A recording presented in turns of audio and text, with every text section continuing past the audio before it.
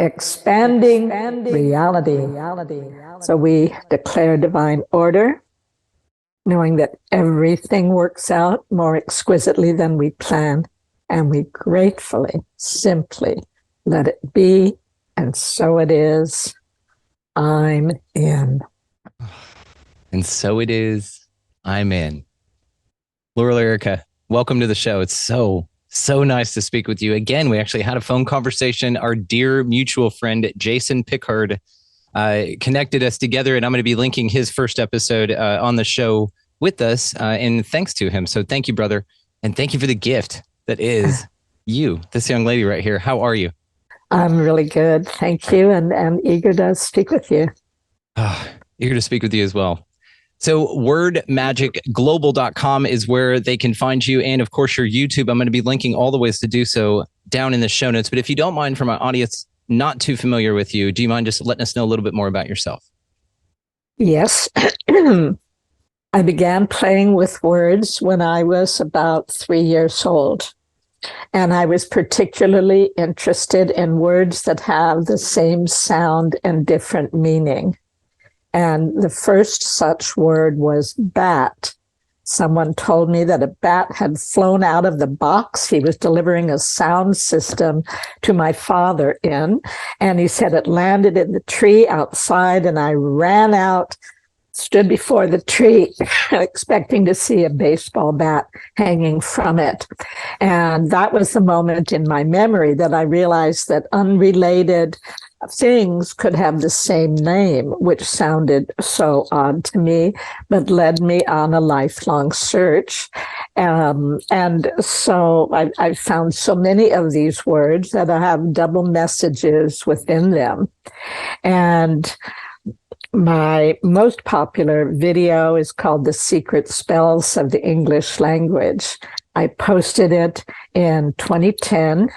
It has since had people borrow the title and the content, but it's just the tip of a very large iceberg of fun wordplay with world-changing repercussions.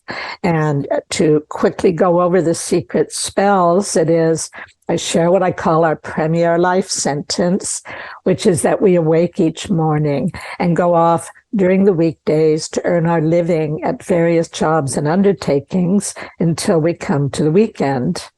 And everyone agrees that that's the usual, normal way of things. However, more people die of heart failure Monday morning between 6 and 10 a.m. So what I do is a translation of the English language. I spell it TRANCE with the idea that words cast spells that put us in a trance and have us walking in a hypnotic state through our lives, not fully awake to the fact that we ourselves are the dreamer. So translating that life sentence, we awake each morning. Awake is a funeral party for the dead, and morning is the state when you attend awake. So when you say to someone, good morning, on another level, you're saying good grief. And we would have to be staggering around in a weekdays like a zombie to earn the living, because urns are vases for the ashes of the dead. We call our jobs undertakings. Job itself is a Hebrew word for persecuted, Job, as we race to meet deadlines. And what we get at the end of this perverse bargain with life is weakened progressively. And so 10 years of this kind of self-compromised living, we call it a decade. Some in the UK call it a decade, which is what can happen. I was looking through some old files of mine, and I found a little cartoon from the New Yorker where the guy is saying, I'd like a job where I can progressively forget what I really came here to do in the world with benefits. So that's mostly what happens. And a friend of mine once said that until you know what you're here to do, life is kind of like having the flu, because we feel consistently discontent and like something's wrong.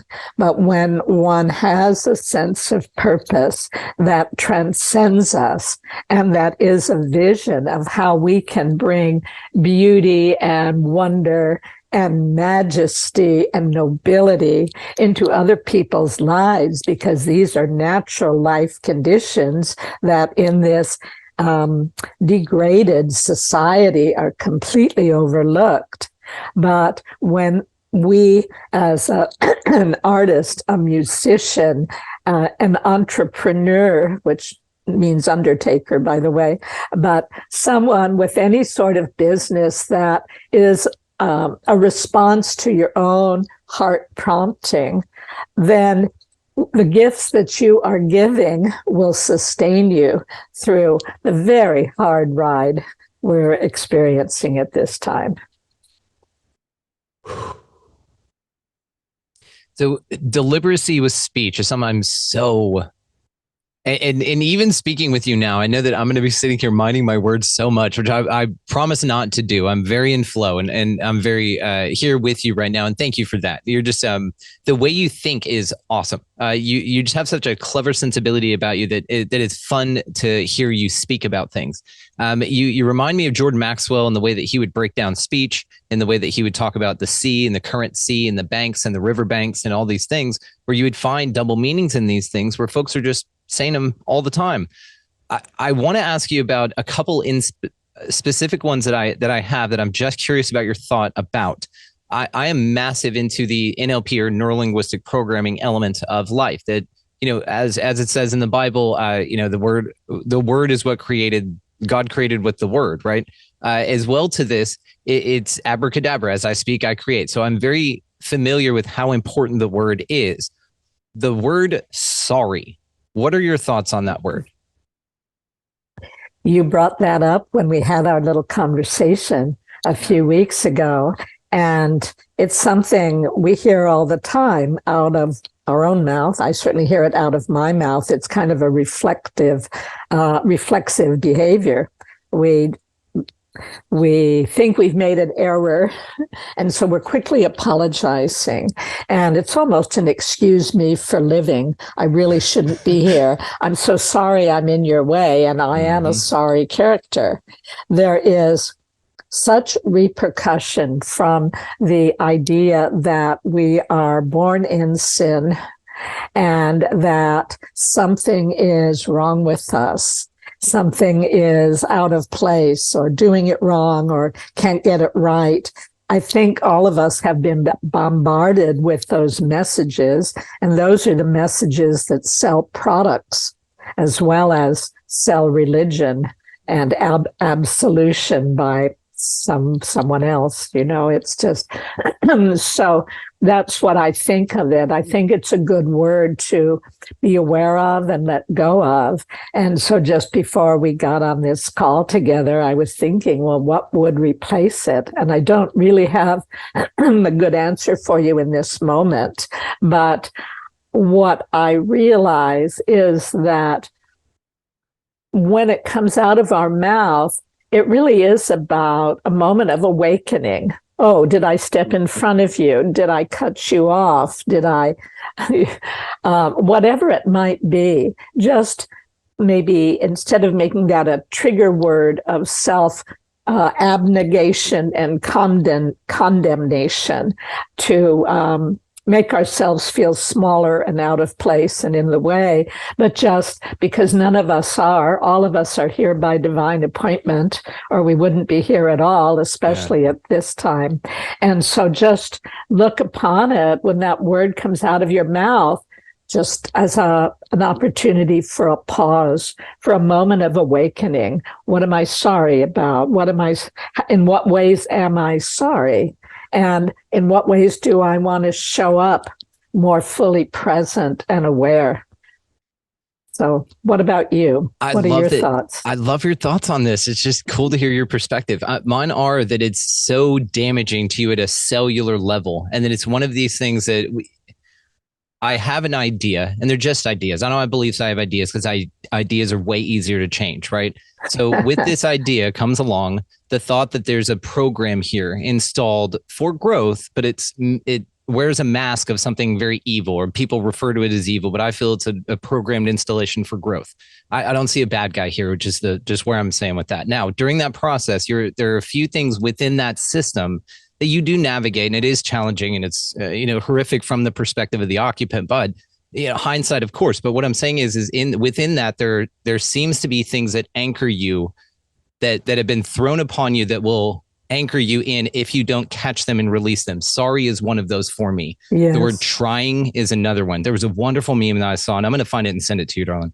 It's a 2-panel thing, and on the top it said, "Don't be a triceratops, be a deuceratops." Oh, and it's this, cute.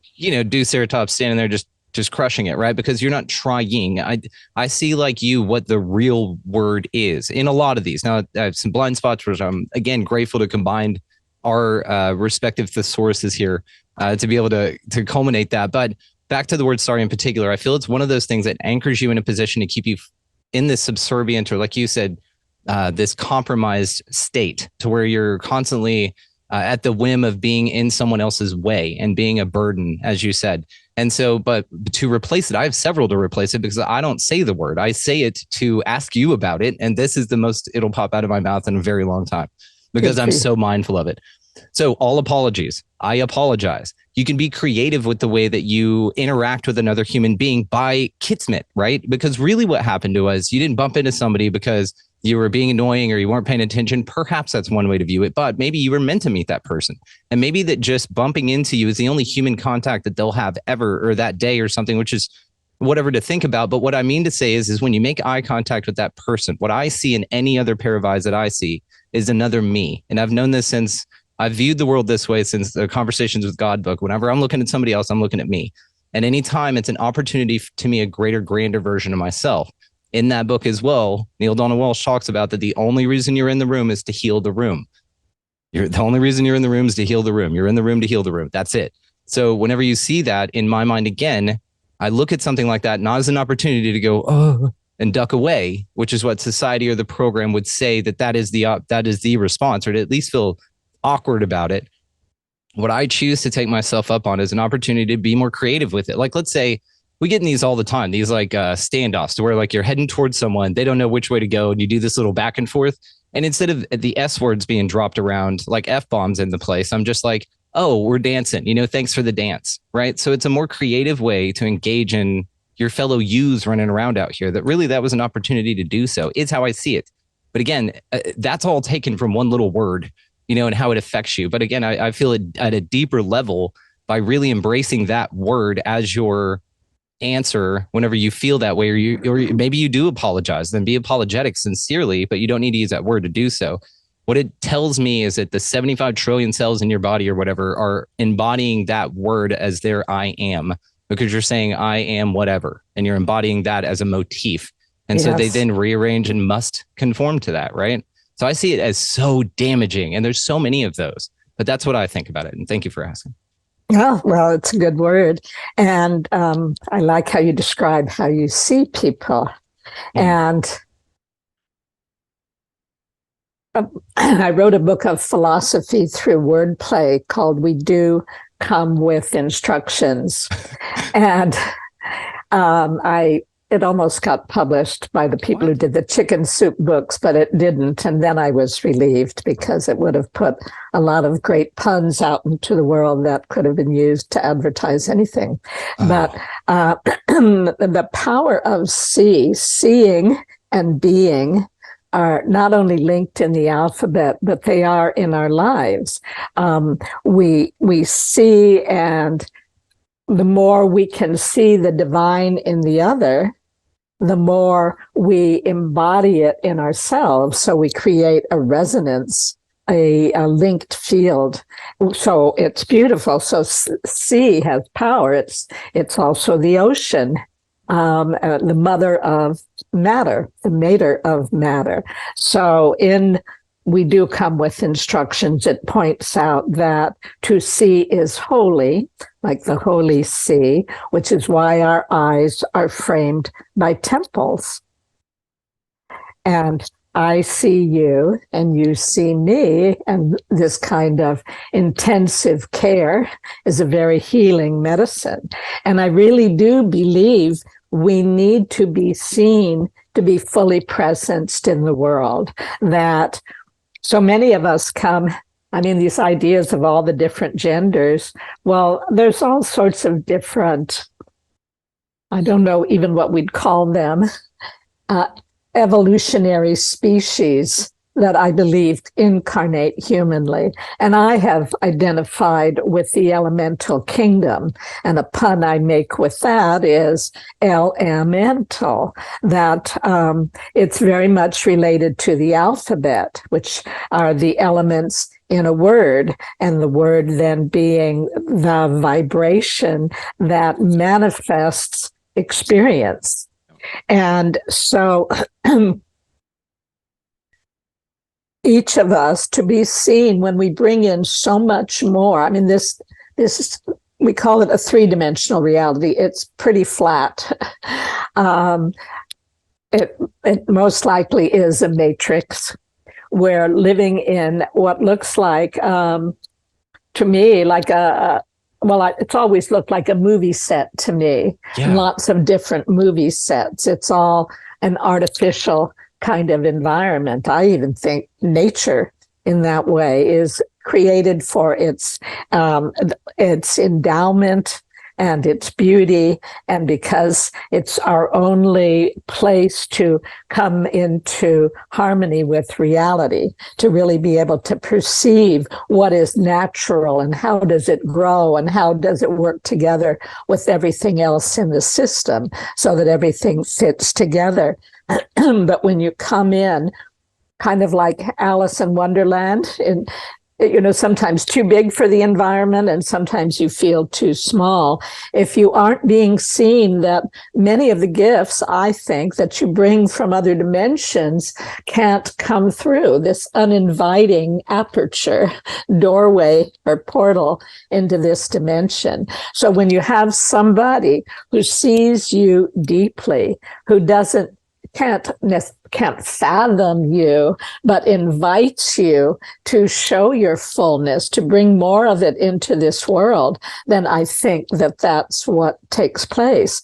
And a little tiny poem I wrote about that some time ago is that we birth each other into this dimension because everyone needs to be deeply seen to be fully presenced in the world. For the material plane is all smoke and mirrors, angles and angels, sounds and resonance, fire and flesh. So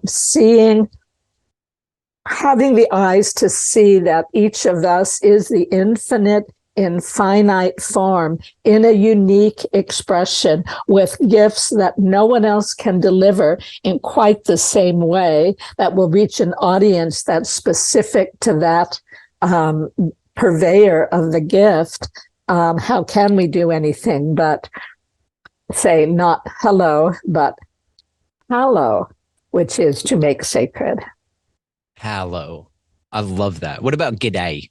Is that a good one? Good day. Well, I haven't really looked at it. Sounds nice to me. We had an Australian friend of ours, Ksenia Moore, shout out. We were in Utah recently. We were going hiking. And so everyone we would pass, we would say, hello. And she would say, g'day. And so I started saying g'day because it's adorable. I thought it was fun and it's unique and it's pattern interrupting. And I thought it was nice, So g'day is also acceptable. Well, I'm not the arbiter of what is and what isn't. I would like for you to be. Well, too big a responsibility. And that's why I'd like for you to be, because it's too big and no one should have it. Good call. Yeah, exactly. And for instance, the word hallow, I asked a group of people, what shall we do about the fact that the most prevalent greeting we have is hello, and if you reverse the syllables, it's so hell. And so a woman who was a midwife in midlife said, how about hallow? And hello is like namaste. It is honor, it is recognizing and honoring the sacred in someone else.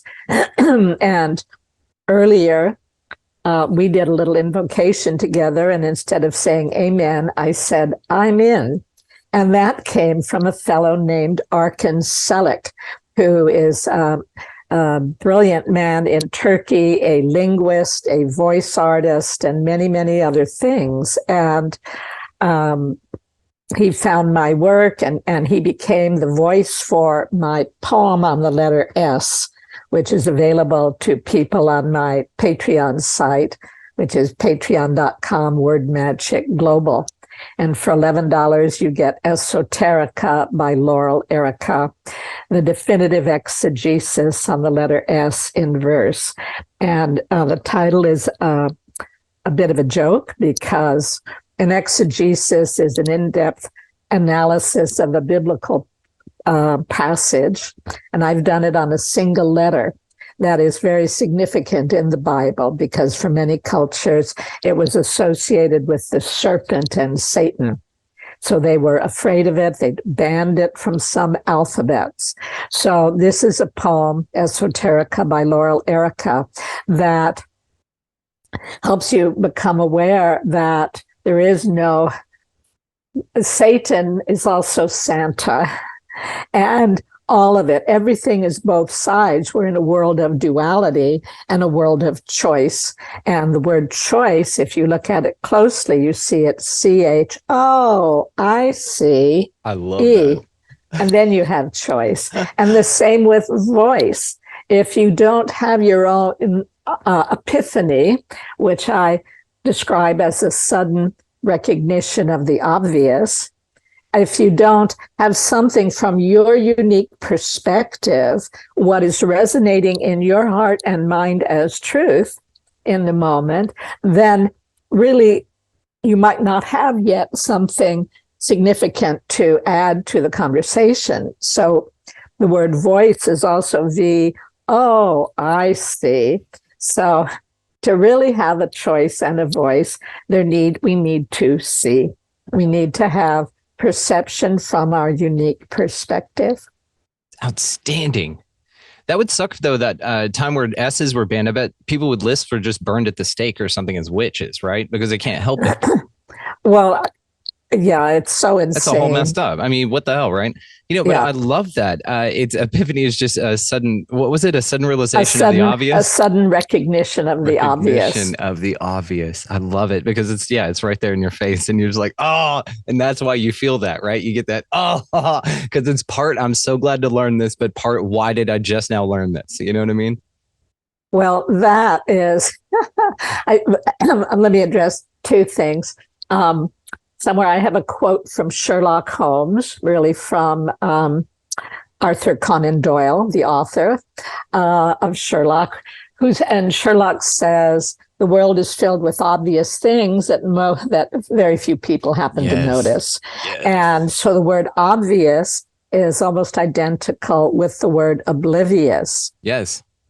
And so all that separates them is Li. So there's a little lie. And I listened to some programming on a child video game where the voice kept saying, nothing going on over here, let's look elsewhere. Nothing going on over here, let's look elsewhere. In other words, ignore the obvious. Right. And so many instances where we're asked not to see what is right in front of our eyes and pretend that it's something completely different than what we beheld. Demanded to do so, being discredited, losing your job in some cases. Like, it's a fascinating place in which we live. And a lot of people call this the land of information. And just Crow 777, he calls it the land of delusion, not the land of information. And it's because it's such a saturation of nonsense, really, or unapplicable knowledge to a greater goal. It's a lot of distortion in my mind. It's a lot of things, a lot of noise. But in that, there's such a gift. I mean, I find it, I'm a boundless optimist. I'm always going to find the cherries in it. And I, can see it as just something not for me. Obviously, I'm just like, oh, okay. If it's that convoluted, if it's that busy and messy, I have an easy, wonderful, amazing flow of a life. So if it's that interrupted with a bunch of jarring, turbulent water, then it's probably not for me. It's just, Yeah. that's its way of just telling me it's not for me. Yes. Someone invented a word, apocalyptimist. Oh, what? Please go ahead. Apocalyptimist? Yes. And the definition is, the world is, let's see, let me find it so I don't, well, I've already turned off my phone. Essentially, the world is really, yeah. But you hold an optimistic perspective anyway. Absolutely. It's like when you fall down the stairs, you didn't fall down the stairs. You got down the stairs really fast, Well, that's true.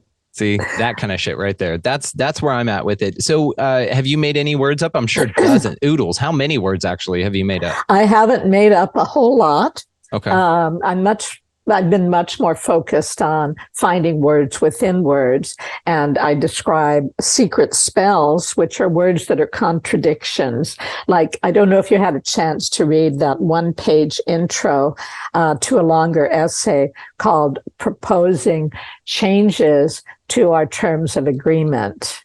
And it starts, there's many words, but right there at the beginning is atmosphere. Or nervous system. How can you have a calm nervous system? They're a contradiction in terms, more colorfully described as an oxymoron. And only an oxymoron would buy into that. And then it's so easy to have a nervous system when we live in this atmosphere. And I hear it as atmosphere. Yes. And that is kind of the atmosphere, the energy that's being pumped into the collective, participatory, whatever communication that goes on. It is a very negative kind of fear-inducing stuff. So one of the words and speaking of stuff, and it also talks about this later in the essay, that we think we have to acquire stuff from the outside in order to create happiness. So we gather all these possessions. And of course, the ultimate possession is that by the devil, however you want to conceive that force. And some people like Bernie Madoff or others, who can't seem to get enough money and need more money and more power and are insatiable in their hunger. And so you simply can't get satisfaction from anything that's outside yourself.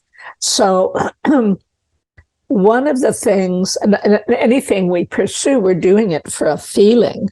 We're looking to feel joy, happiness, gratitude, self-confidence, inspiring, so many beautiful qualities. And what I find is one of the sweetest feelings comes through being of service. And so I created for myself the platinum rule, which is not like you do unto others as you would have them do to you, but we do unto ourselves what it is we do to others. Wow. And that means that's why service is serve us. And our eyes point outward so I can see you and you can see me. And in my belief, we are a collective organism. We require each other's vision to embody more fully and offer our gifts with greater confidence that they will be received, instead of letting the background music go. You're not good enough. No one's going to want to hear this, blah, blah, blah, blah, blah.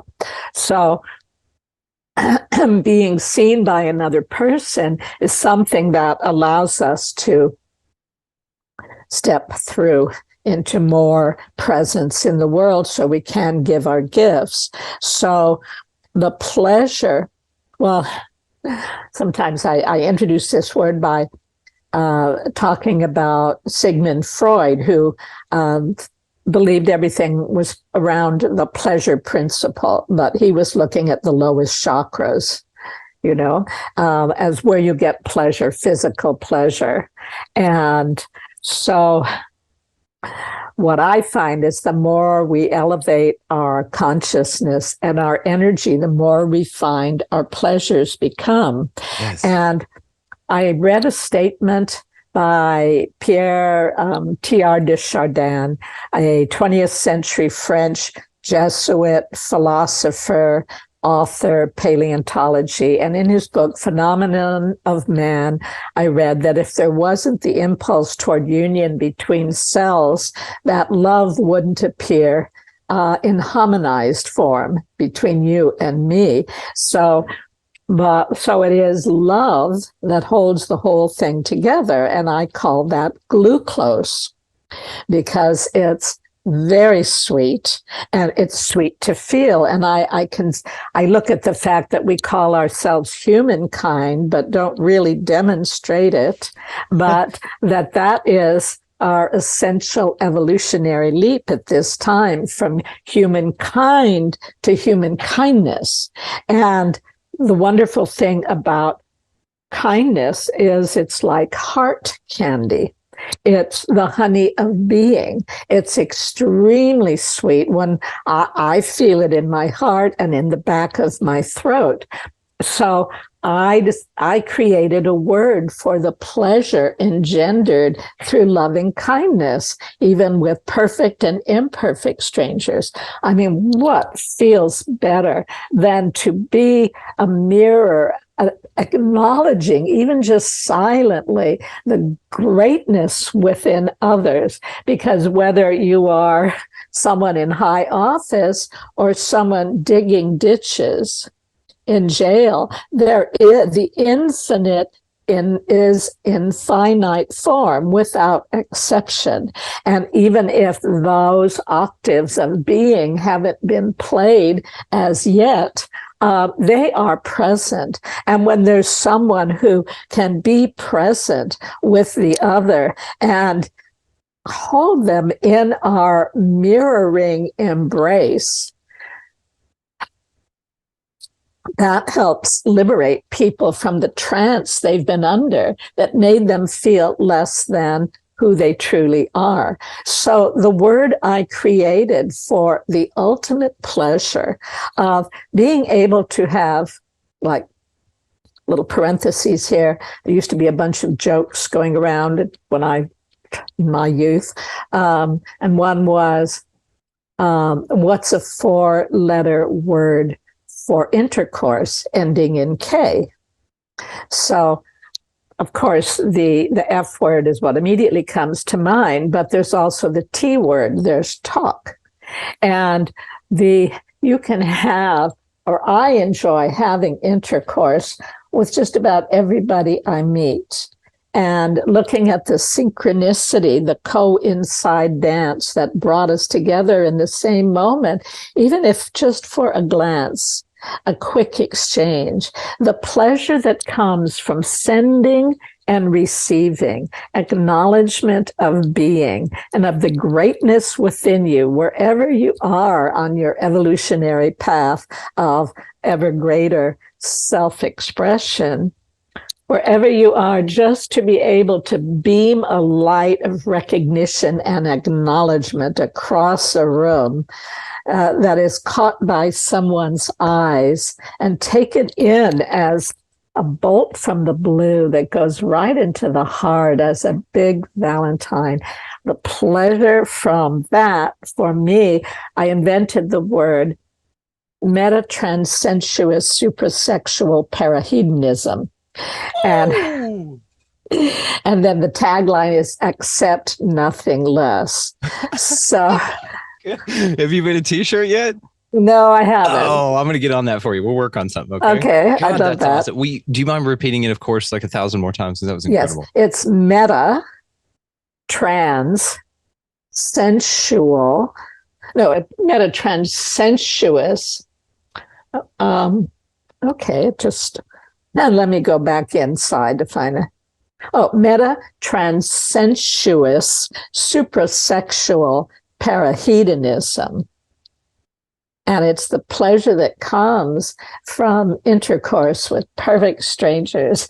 It's really from pleasure that comes through acts of loving kindness. So when this became so clear to me that kindness is the honeypot, kindness toward others and toward oneself, that's where the sweetness for me comes in. And to do things that are healing and uplifting for other people are inescapably healing and uplifting for ourselves.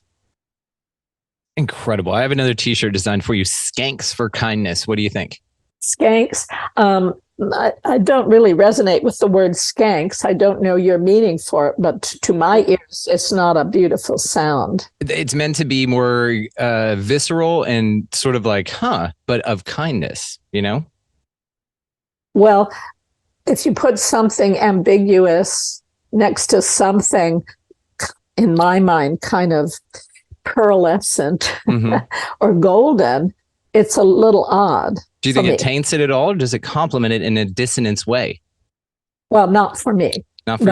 I suppose no, because I already have thoughts around skanks, and I've heard it used in an insulting way. Right. And what do you think about taking it back and empowering it with a pearlescent word next to it? And that actually is the real way that we alchemize these things. If it resonates with you and with the people you're in communication with, then it works. It passes the test. Yeah. Beautiful answer. We drive on a driveway and we park on a parkway. It's not how it works, though. What's up with that? Oh, all the scramble in English. Yes. Your nose runs and whatever it is. Yeah. I don't know. I haven't played with that, but I think it is such a mishmashed language. And it doesn't make a whole lot of sense. Not the spelling doesn't, and neither do so many of the phrases. And I haven't tried to trace them back. They haven't been as interesting to me. But yeah, lots of discordancies. Would you think that it's, and this is what I mean to say with the sorry word, that it's sort of like tucked in there with these sort of deliberate inversions of the actual meaning of these things and being presented with intent to the opposite of them. So do you think that this is deliberately done? Well, that's a question that usually comes up. And of course, I don't have the final answer on it, but my belief. Speculate wildly. Like we're not going to hold you to this. No nailing your colors to the mast here. You're welcome to free flow. Thank you. Thank you. Well, let me see how I want to do that. I think a lot is, I guess the short answer is, I'm sure there was lots that was deliberate, but I think that probably even more just happens as a result of, like the game telephone. Yes. Yeah. They get mangled over time. There's a lot of deliberate redefining of words today to an extreme and, in my mind, absurdity. And that all is very confusing. So how many times might that have happened throughout history, trying to change minds to change the world by changing the word? So certainly deliberate action. And I think also some happens as words just migrate across cultures and centuries, and that they get colored by other words and how they're pronounced, and then all of it. It's a constant change. Whereas Sanskrit, I believe, is, if not identical to, then very close to the language that was spoken thousands upon thousands of years ago. And I think it even means the sacred, the perfect language.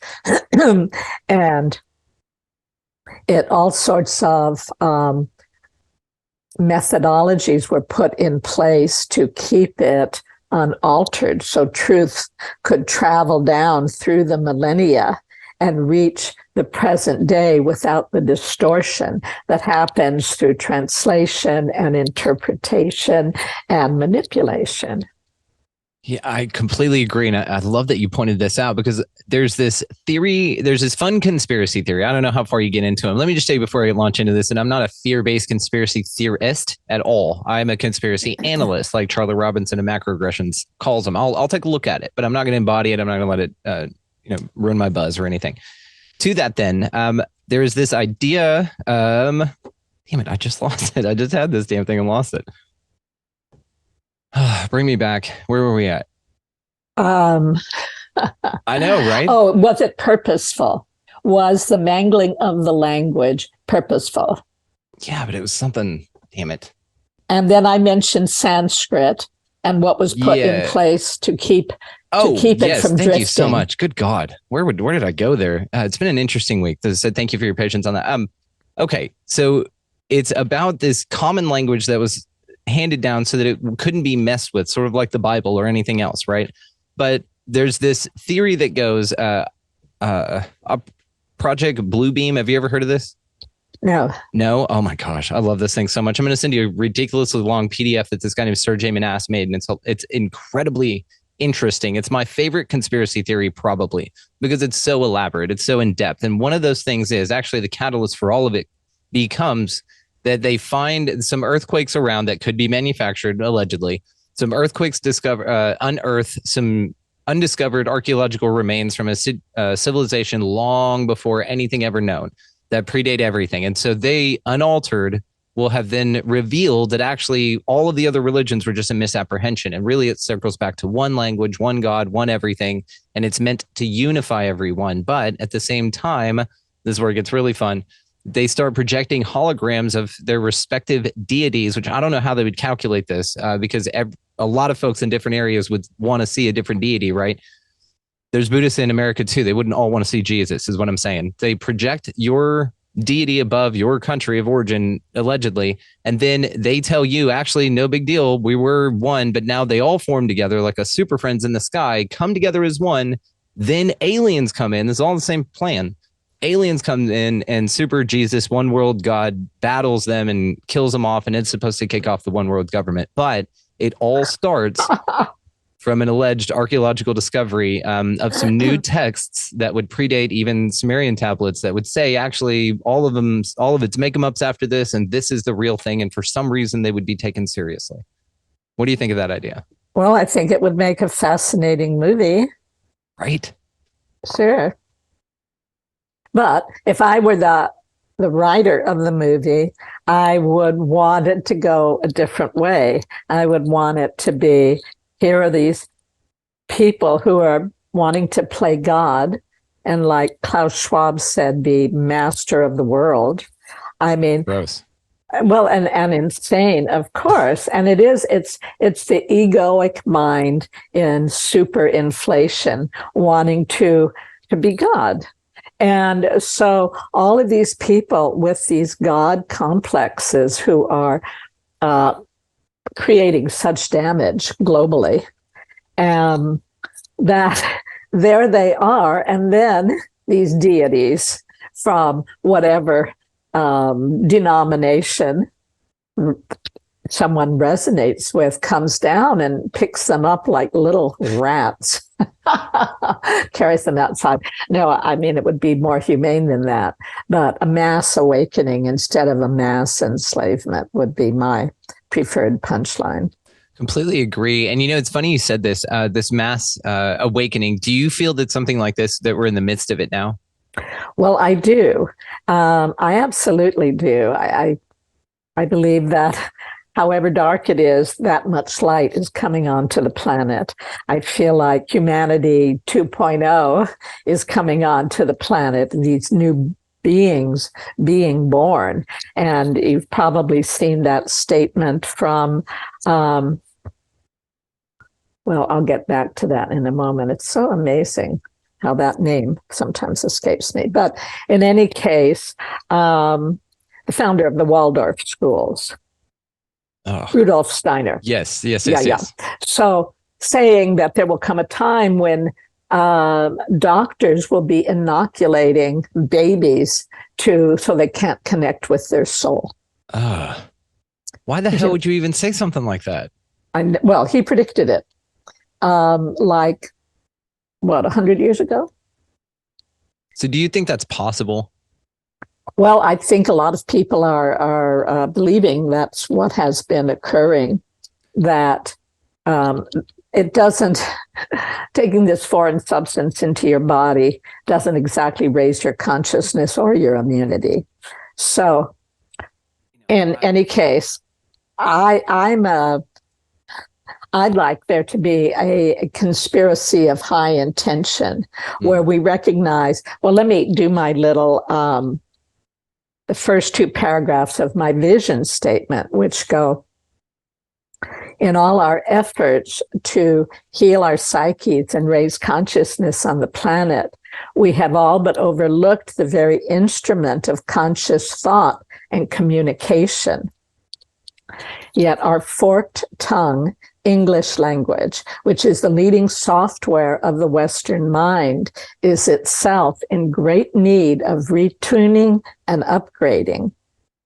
Over the course of my life, I have cultivated a heightened sensitivity to how the total normality of insanity in society is echoed, reflected, and reinforced by the English language, which inadvertently yet unavoidably propagates the manipulated, antiquated vision of reality promulgated by the ancient church as an instrument of mind control at a time when we had to surrender our minds if we wanted to keep our heads about us, quite literally. So if we elect collectively to upgrade the English language to a higher frequency through our linguistic creativity and naturally occurring verbal eccentricities, then ultimately even clatter from our idle chatter, prattle, patter, blabber, blather, and palaver as we jabber, gab in Babylon, will turn our glowing terms from verbal vapor, either hanging in the air or chopped on paper, into tiny bits of shiny matter as we gather, chat, and natter on, and with new skill at thrilling statements that instill fulfilling imagery of higher possibility, will finally still the quiet riot of the wild child's manic panic through the mind, so we can flip the switch, enlightening every circuit of our consciousness through the electric surge of verbiage that encourages superb and selfless services to spread from soul to soul around the globe by what is said in all the light years up ahead. And then, from the islands of silence between all that's spoken, we will listen as doors to the heartland spring open. It was so great. Gosh. Thank you. So that's my conspiracy concept, that we can conspire together to open to the still small voice and ask for new words and metaphors and phrases and symbols and sounds to come to us. And I mentioned my most popular video is called Taking Command of the English, The Secret Spells of the English Language.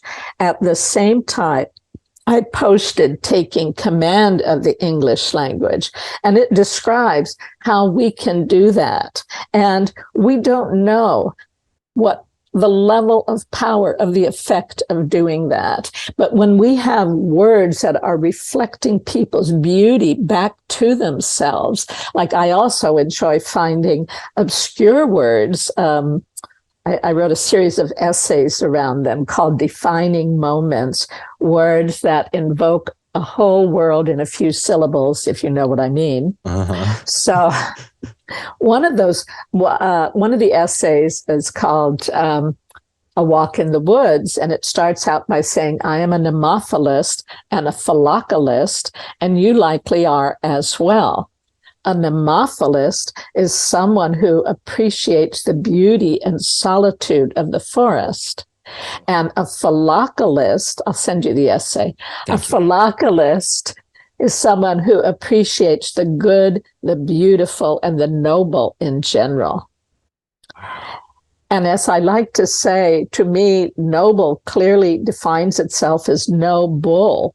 You can't be noble if you're not in integrity with yourself and other people, if you're not using your words as swords in the sense that you're cutting away the illusion and speaking truth as you know it, which with the coming of AI is going to be quite an interesting process to discern. But the idea, and as I state in Taking Command of the English Language, the idea is that we can open and allow divine ideas to come to us. And when hopefully by the end of this year, I will have a place on my website, Word Magic Global, where people can send in their ideas. And those that we love will go into a dictionary, a new dictionary of words for ascension. And those that belong on T-shirts, we can market those and honor the prophet who brought it through, and also profit the prophet. So that's a vision that I have had for quite a while. And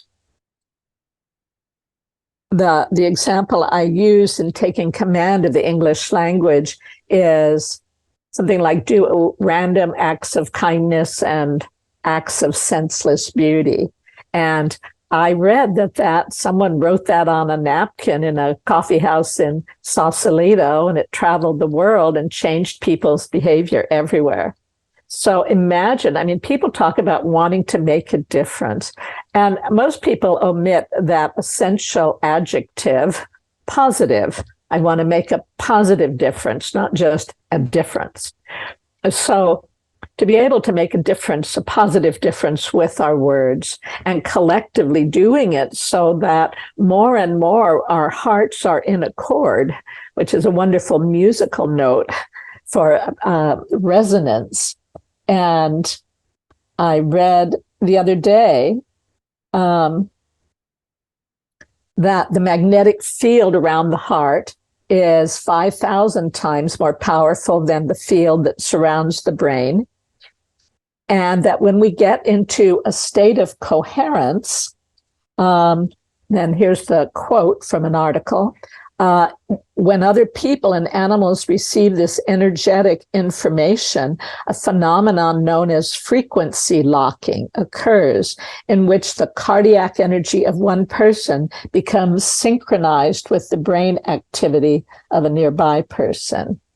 So the fact that earth and heart are the same word, just where you place the letter H, says to me that we're not here to get ahead of everybody else in the human race. We're already too far ahead of ourselves, our technology outpacing our wisdom, our heart sense.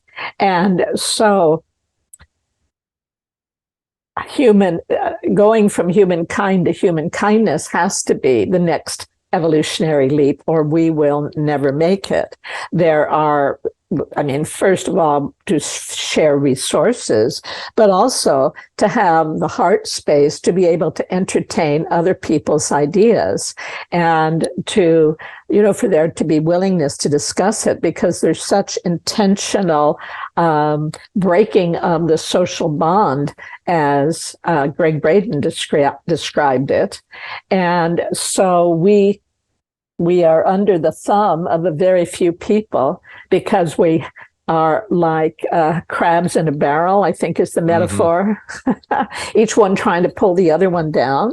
And so we can't collectively move forward. But I love envisioning what could happen if people were enlisted to participate in a linguistic revoltage in which we elevate the amperage on the English language so it lights up our heart when we speak it and illuminates the hearts of others with whom we speak.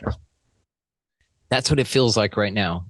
Beautiful, beautiful what you said. I had a guest on recently, a guy named Brandon Williams, and he says what he feels is occurring now is 1776 without the bodies, meaning that we're not going to need, this is a mental revolution, and that this is a scale up without the need for all the anarchy and chaos and all of that kind of stuff, because it looks like it's taking on a more mature faith. Is what we're excited about. And the energy is very different. It's powerful. And it seems to be patient in a way that it knows it doesn't need to hurry. It's an inevitability. And so there's a lot of comfort in that. And I feel that, like you said, there's tons of light raining down here. And that's why it's shining so much light on all the dark, which is why the dark's so loud. Yeah, isn't that lovely? I think we're getting a lot of blessings, a lot of support. And one of the things I like to point out is that all of us, I was in a garden in the forest in Washington State, and I was thinking, wow, what a genius plant. And then I had the epiphany, oh, for heaven's sakes, all plants are genius. There's not a one that isn't. And the same with animals. It's just, and sometimes when I look at the beautiful design of a tiny weed flower, I easily can step on or step over, or of a tiny little snail shell. And I think about the artistry, the infinite intelligence invested in that exquisite design. And I think, wow, if that much love and creativity was invested in this, quote, negligible little being, plant or animal, how much more has been invested in me? And I have several wonderful quotes about genius. And one of the greatest geniuses of the 20th century, Buckminster Fuller, said that being genius is simply having a good mother. Not all of us are so blessed, but someone who sees us and supports us, mother or father. And another one I quote sometimes by Charles Bukowski, the alcoholic, depressive, brilliant 20th century German-American poet.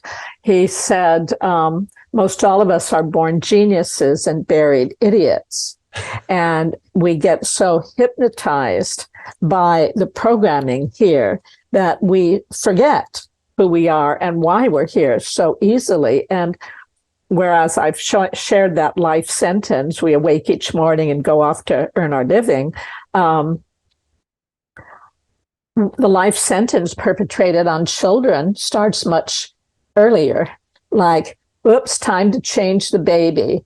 Will you change the baby or shall I change the baby, rather than the diaper? Yeah. The baby doesn't need to be changed. Right. And there's so many words related to childhood, and you go to school to learn lessons. Well, lesson is something that diminishes you. It doesn't strengthen you, it lessens you. And you're taught in school, and taught is another word for tense, yes, which is a cause of nearsightedness. And lots of children, why would they want to become a grown-up, which sounds so miserable? Or the alternative is to become adult, which is an idiot. ADOLT is an adult, idiot. Adult, yeah. Yeah, it's an idiot. Man, and go ahead, please. Well, and just to finish, we're all born geniuses. And if you look at the word, it's genius. We each have, we draw from the collective, what comes through us that is most divine doesn't come through the mind, the conditioned mind. It comes when the mind is relaxed and out of the way, and then the brilliance flows. And just the last little piece I was going to do on the children's life sentence is that then there's the period called adolescence, where if you thought you'd lost your way before, now you really have been addled, your essence. And so, I mean, to escape, to move through that gauntlet with all of the conditioning is a challenge. And I think now more people are awakening more quickly, and there are more technologies to assist us from getting free from the traumas and becoming supernatural, as Joe Dispenza facilitates. I'm reading his I'm having just brain fart central today. It's losing the habit of becoming yourself or something. Yeah, breaking the habit. Yes, good God. And it's a fascinating read. My wife read it and she was like, "You've got to read this." And I've been a fan of Joe Dispenza. She's read other books of his as well, and so she turned me loose on this one. I just read a book called Disobliging Reality. Have you ever heard of that? No. By Dr. Frank Jezuzak. It's like 95 pages, but there is no fluff in this thing. And it's called Disallowing Reality? Disobliging. Disobliging reality. Yeah. That's very nice. In fact, I'll link it. My friend Asher, who's a pen pal of mine, he told me about it. He took a picture of the book and sent it to me. Anything Asher's like, "Hey, you should check this out," I get it immediately. And I'm so glad I did. So everybody, Disobliging Reality will be located down in the show notes. Make sure you'll check that out. It's a $11 book, 95-page read, but man, it's amazing. So, and honestly, not sure why I tore off on that. But yes, Joe Dispenza being in this place with the understandings that he has with the physiology and then how to relate it and then put it out into action. That's been one of the biggest healers here, is able to see, because there are things in your life, like I'm obsessed with the reticular activating system. Are you familiar with this bundle of nerves? And they 4 functions. The one that I focus on is the perspective aspect of it, your perception. And the medical definition of this, a little clinical term for this, is that it funnels out useless information as to highlight and present useful information. Yeah. How subjective as hell is that? Yeah, exactly. Because what's useful and useless is based on your paradigm, your beliefs and experiences, right? Right. So there may be UFOs flying all around us all the time, but it's useless information, just like the tip of our nose. Your RAS blends out the tip of your nose because it's not useful to you. Yeah, you can see it all the time, but it's not useful. Then you could think of this with opportunities, with anything else. And this is sort of a stair step into again, Dispenza's work with the physiology and then how you see the clear-cut definitions of it and then how to implement it. You're like, well, then I need to redefine what's useful, right? So that RAS can catch up with what I'm really looking for here. And that may be why a lot of folks will find themselves going out to, again, spin their wheels on something, but maybe it's right there. They just need some semantics to rephrase, to reframe, because that's this power in the language. Yeah, that's a very good point. And when you're not calling something by its rightful name, it becomes very confusing. It does. It's incredible. So, yeah, truly. Well, your rightful name, Laurel Airica, everything about you is fascinating. We have got to do this again. We're going to wrap it on this one, but I cannot wait to do 1,000 more of these with you. We have so many more things to talk about. All the ways, of course, to find you, as well as Disobliging Reality, Jason Pickard, and your YouTube video, The Secret Spells of the English Language. Is that right? Yes. Located down below. Right. Jason Pickard is a very dear friend. So love that man. Yeah, I do too. I think it's jasonpickard.org. And his Instagram is at Jason Pickard Official. Absolutely. So my website is wordmagicglobal.com. If someone scrolls down and wants support at becoming the genius writer they innately are, even if you haven't yet written a word, we have Sacred Rights Creative Circles that I lead every month. Not sure what I'm doing in July because the first week I will be at a Joe Dispenza retreat. I'm awesome. Thrilled to say. So that's it for the moment. The Patreon is patreon.com, wordmagicglobal, and then also YouTube. And I have a couple of books. You get a free ebook for subscribing at my website. It's called The Book of E, a book of alphabet alchemy. And then I have a book of verse and a book called Horsing Around, the Inside Word on Marriage and Horses. I love that. Horsing Around, the Inside Word on Marriage and Horses. Yeah. So this is that book. Wow. It's a beautiful picture book.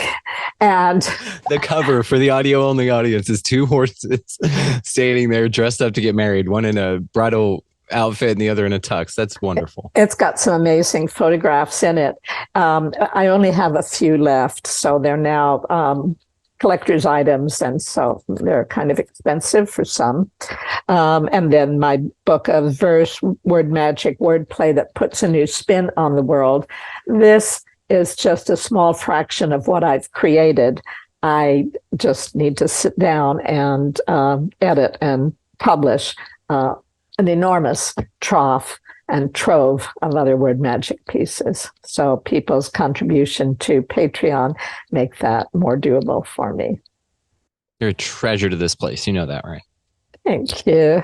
I appreciate it. I think you are too. I believe every single one of us is.